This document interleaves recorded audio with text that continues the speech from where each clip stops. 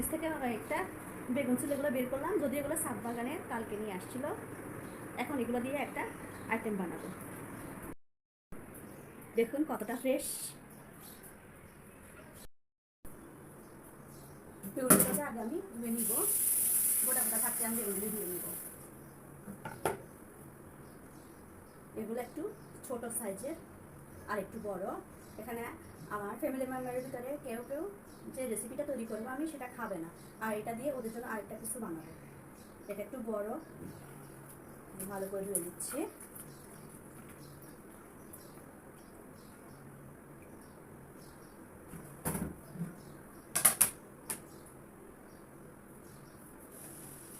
এই যে দেখুন, বিসমিল্লাহ। আমরা মুসলমান, সব কাজে আল্লাহর নাম স্মরণ করা ভালো। আপনারা হয়তো ভাবছেন আমি হিজাবি কন্যা, মাদ্রাসায় পড়েছি, এরকম আসলে এরকম কিছুই না। আমার কাছে ভালো লাগে এরকম করে চলতে, তাই আমি এরকমটা করে থাকি।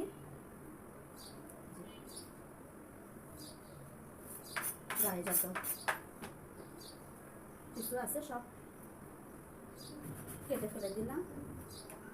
দেখুন অবস্থা বেগুন, নিচে কাছ থেকে দেখেন, যদিও সাত বাগানের বেগুন। দেখুন এরকম পোকা হয়েছে, দেখুন বড় একটা পোকাও দেখা যাচ্ছে। তো আমি সাইডেরগুলো অবশ্য ভালো, এই দুইটা একটু একটু করে নিয়ে ফেলবো। অরিজিনাল জিনিস।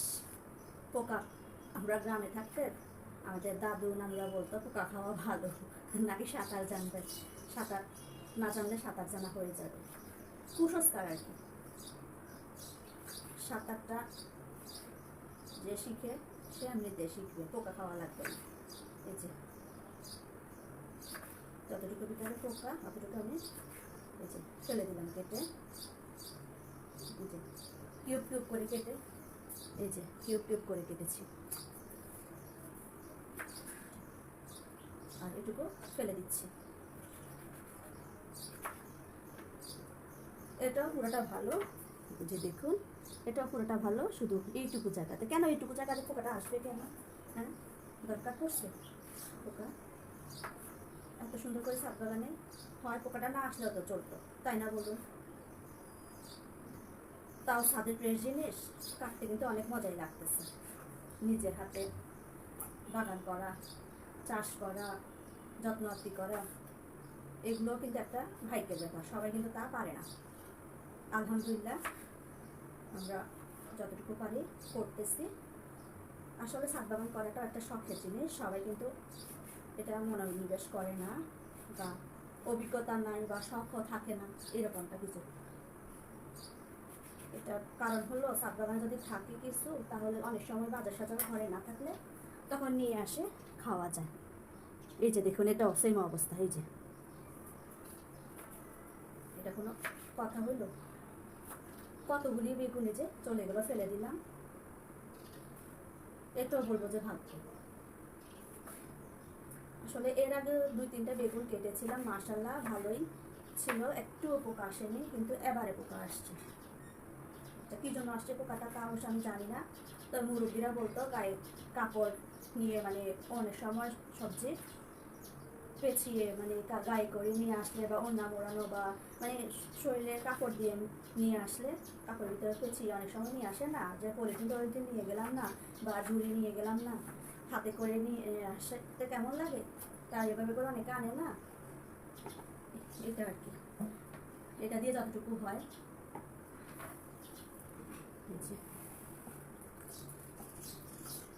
আর এটা আমি কেটে নিচ্ছি, এখান থেকে একটু, এখান থেকে একটু, এখান থেকে একটু নিয়ে ফেলতেছি। বেগুনের থাকে পানি, তাই এক্সট্রা বেগুন রান্না করতে পানির দরকার পড়ে না। বেগুন, টমেটো, শাক, লাউ, এসব জিনিসে পানির প্রয়োজন পড়ে না। এগুলো এমনিতে গুঁড়া মাছ, সব জিনিসেতে পানির প্রয়োজন পড়ে না। এটা একটু মোটা সাইজ করে কাটবো। সবাই তো সব কিছু খায় না। এটা অবশ্য মাসাল্লাহ এখনো পোকা আসেনি, না আসলেই ভালো। এই যে, এই যে মাশাআল্লাহ, আল্লাহ রহমত করছে। এই যে একটু মোটা মোটাই করে কেটেছি। মাশাআল্লাহ মাশাআল্লাহ, যাদের জন্য জিনিসটা তৈরি করবো ওরা অনেক ভাগ্যবতী, ওদের জন্য একটা পোকা আসে নাই। আমাদের এগুলি যে আমরা আমার সাহেব আর আমার জন্য যে রেসিপি তৈরি করব এটার ভিতরে পোকা আসছে। আলু ভালো লাগে না, তাও একটা আলু দিব এখানে, নইলে আবার কমে যাবে। তো কেউ পাবে, কেউ কি তাকায় থাকবে? এটা কি হয়? এই যে এতটুকু হয়েছে, এখন আলুও একটা কিউব করে কেটে দিব। আগে এটুকু এখান দিয়ে পরিষ্কার করে চলে আসি।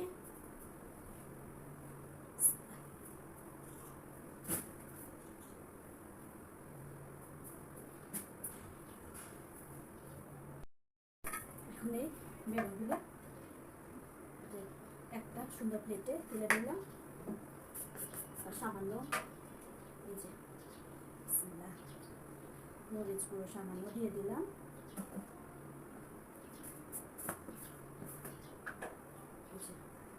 হলুদ গুঁড়ো সামান্য দিয়ে দিলাম,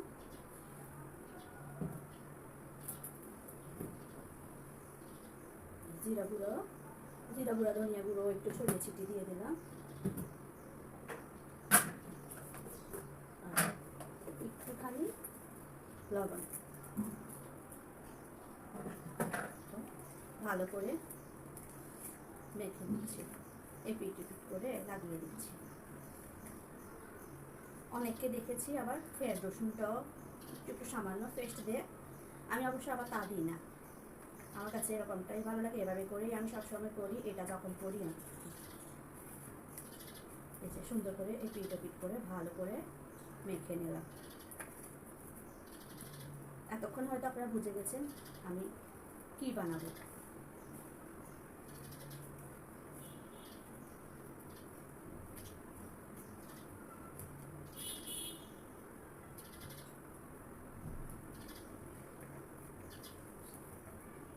নিজের হাতে তৈরি করা জিনিস অথবা চাষের জিনিস, তা তুলতে যেমন ভালো লাগে, আবার খেতেও কিন্তু বা রান্না করতেও কিন্তু অন্যরকম লাগে। যে আজকে রান্নাটা করেছি, নিজের ক্ষেতের জিনিস তৈরি করেছি, এই জিনিসটা ভাবলে কিন্তু অনেক ভালো লাগে। আর আমরা যারা শহরে থাকি তাদের তো সব কিছুই কেনা লাগে। বক করতে করতে আমার এগুলো রেডি, দেখুন।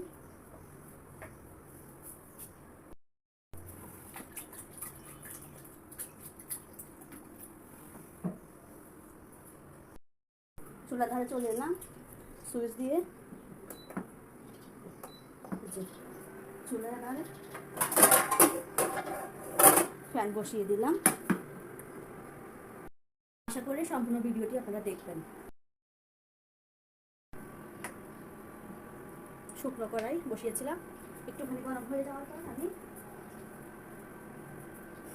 এগুলো সুন্দর করে বেগুনগুলো বসিয়ে দিলাম সয়াবিন তেলের মধ্যে।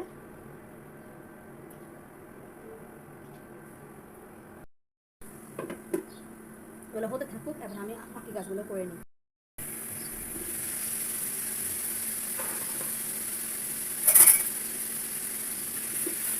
আমার হয়ে গেছে, দেখুন। বেগুন ভাজাটা অবশ্য তেলটা বেশি লাগে, তবে বেগুন ভাজা হয়ে গেলে তেলটা আবার ছেড়ে দেয়। এক পাট হয়ে গেছে,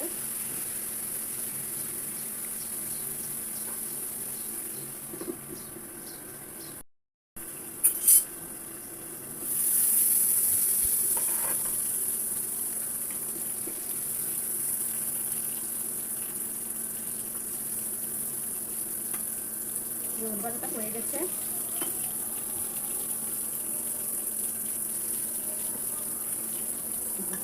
সবগুলো কেটে তুলে নিচ্ছি।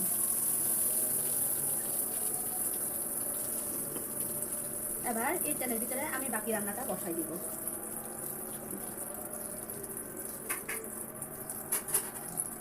এর মধ্যে আমি পেঁয়াজ কেটে নিয়েছি,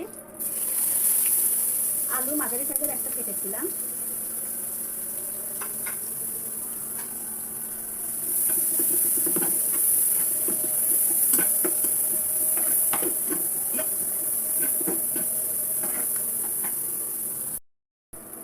রসুন বাটা দিয়ে দিচ্ছি।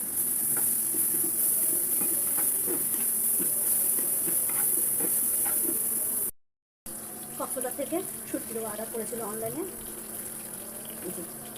শেষ সবগুলো আমি খেয়ে ফেলেছি। আপনাদের সাথে অবশ্যই শেয়ার করে এটা এখন ভালো করে এখানে দিব, ধুয়ে নিয়ে চলে আসছি বাসায়। বাজার থেকে আনা কাঁচামরিচ নেই, তো ইমার্জেন্সিতে লাগে, দিয়ে দিচ্ছি হলুদ গুঁড়ো,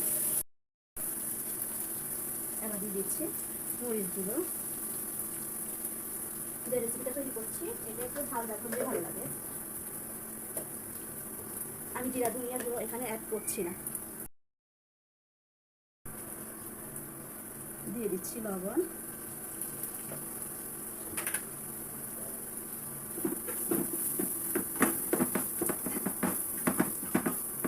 মশলা যে কড়াইয়ের সাথে লেগে যাচ্ছে। এবার দিয়ে দিচ্ছি পানি সামান্য।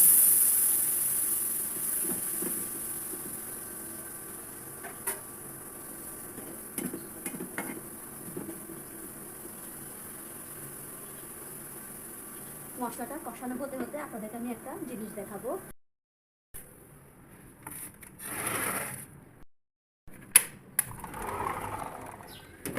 এই হচ্ছে আমার স্বাদের মরিচ গাছ, দেখুন। এখন এখান থেকে আমি যে কয়েকটা লাগে মরিচ নিব। বিসমিল্লাহ।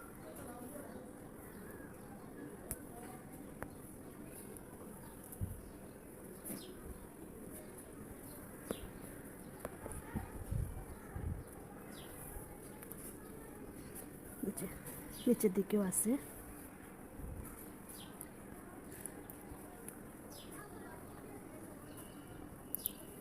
এই যে এখানে আরেকটা গাছ আছে, আরও অবশ্য লাগিয়েছিল কিন্তু হয়নি, মরে গেছে। এই যে বিসমিল্লাহ, সুবিধা আছে। ইস, ডালটা ভেঙে গেল।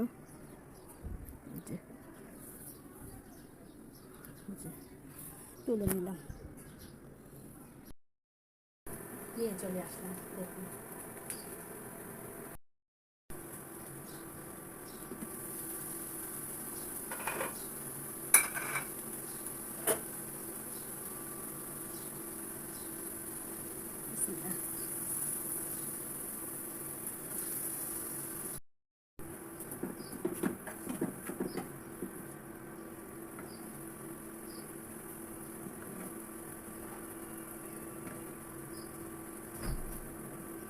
পানিতে ভিজিয়ে রেখেছিলাম, এই যে কষ দেখুন কতটা বের হয়েছে।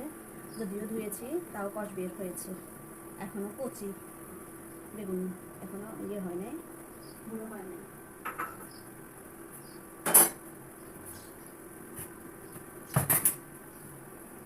আর এই যে কয়েকটা কাঁচামরিচ এখানে দিয়ে দিচ্ছি।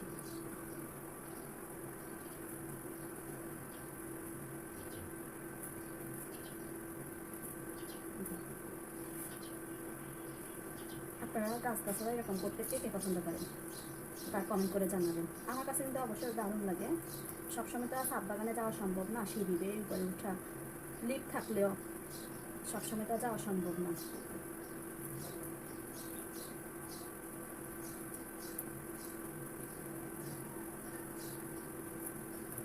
সবগুলো দিব না, অন্য আরেকটা রেডি করবো রেসিপি, ওটার ভিতরে দিব। যেহেতু গুঁড়ো মরিচটা একটু আমি বেশি দিয়েছি, যে এগুলি আরেকটা আইটেমে দেওয়া যাবে।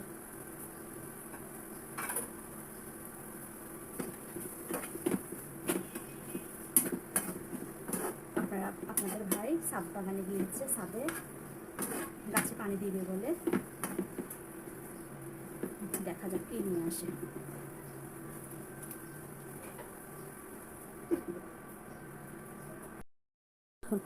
কি নিয়ে আসছে, কালারটা দেখুন কতটা সুন্দর এসেছে।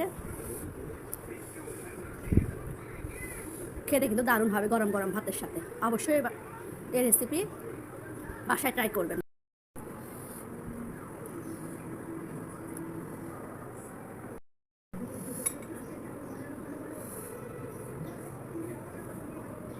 বিসমিল্লাহ। কড়াইটা ধুয়ে নিয়ে চলে আসলাম।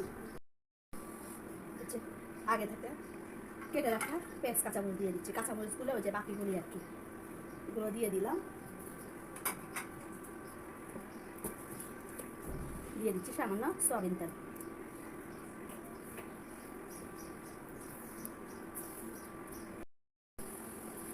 দিয়ে দিচ্ছি একটু রসুন পেস্ট,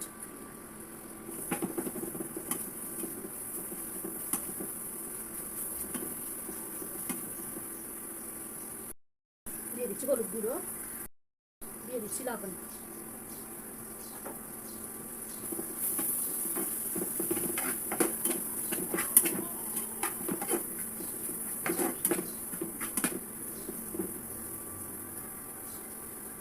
এবার দিয়ে দিচ্ছি কুচি করে রাখা আলু।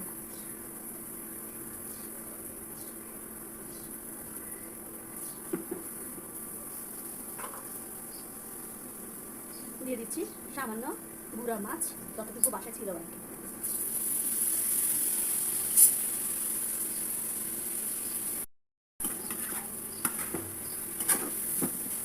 একটু নাড়াচাড়া করে দিচ্ছি।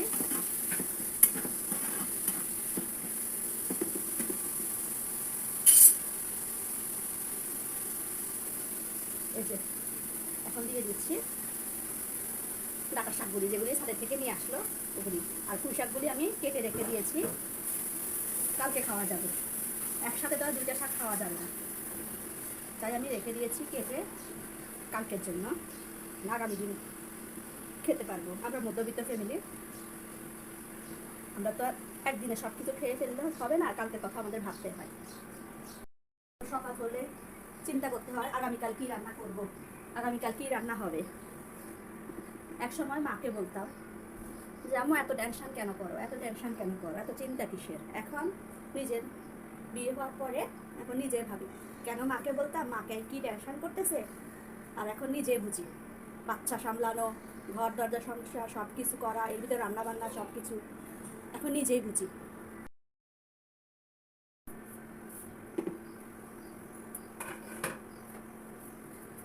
দেখুন কতটা পানি বের হয়েছে, আমি কিন্তু এখানে কোনো পানি অ্যাড করিনি। আলুগুলো সিদ্ধ হয়ে গেছে, শাকগুলো গলে গিয়েছে, মাশাআল্লাহ অনেক সুন্দর কালার বের হয়েছে। আমি এবার লবণটা চেক করে দেখে চুলা থেকে নামিয়ে নেব।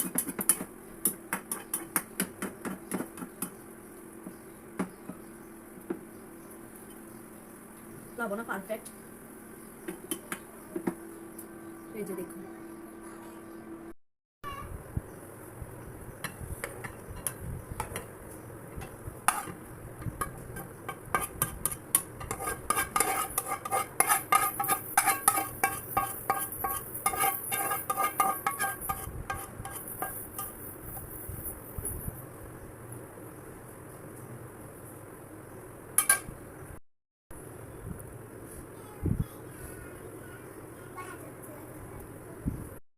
তৈরি হয়ে গেল আমার দুপুরে খাবার রেসিপি। দেখুন কয়টা আইটেম তৈরি করেছি। এতক্ষণ সাথে থাকার জন্য ধন্যবাদ। ভিডিওতে কেমন লাগলো তা কমেন্ট করে জানাবেন। মাঝে মাঝে এসব খাবারও অমৃত মনে হয়, অনেক ভালো লাগে খেতে। আমি অবশ্য কিছুতে ঝোল বেশি রাখি দিই, শুকনো শুকনাই এসব খাবার খেতে ভালো লাগে। চ্যানেলটি যদি সাবস্ক্রাইব করা না থাকে এখনই চ্যানেলটি সাবস্ক্রাইব করে রাখুন, পরবর্তী ভিডিওটি যেন নোটিফিকেশন পাওয়ার সাথে সাথে দেখতে পারেন। ওই জন্য চাপিয়ে দেন আপনার চ্যানেলের পাশের বেল আইকন, যাতে নোটিফিকেশন আপনার কাছে চলে যেতে পারে ভিডিও ছাড়ার সাথে সাথে। তৈরি হয়ে গেল আমার সবগুলো আইটেম। আমি আবার গরম গরম ভাতের সাথে পরিবারের সাথে পরিবেশন করব। আজ এ পর্যন্তই, ফিরে আসবো অন্য কোনো ভিডিও নিয়ে। ততটুকুই, পরবর্তী ভিডিও দেখার জন্য আমন্ত্রণ রইল। ভালো থাকবেন, সুস্থ থাকবেন, আল্লাহ হাফেজ।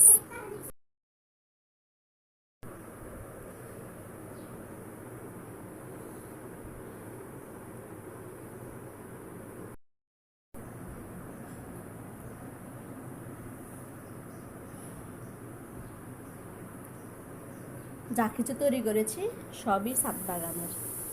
এটা হচ্ছে গুঁড়া মাছ দিয়ে আলু দিয়ে ডাঁটার শাক করেছি, দেখুন একটুও ঝোল নেই। আর এটা হচ্ছে ছাদ থেকে বেগুন, বেগুনের সাথে আলু দিয়ে শুটকি তৈরি করেছি, দেখুন একটু ঝোল নেই। আর এটি বেগুন ভাজা, সবই আমি ছাদ বাগান থেকে করেছি। আলহামদুলিল্লাহ। এ পর্যন্তই, ভালো থাকবেন, সুস্থ থাকবেন, আল্লাহ হাফেজ।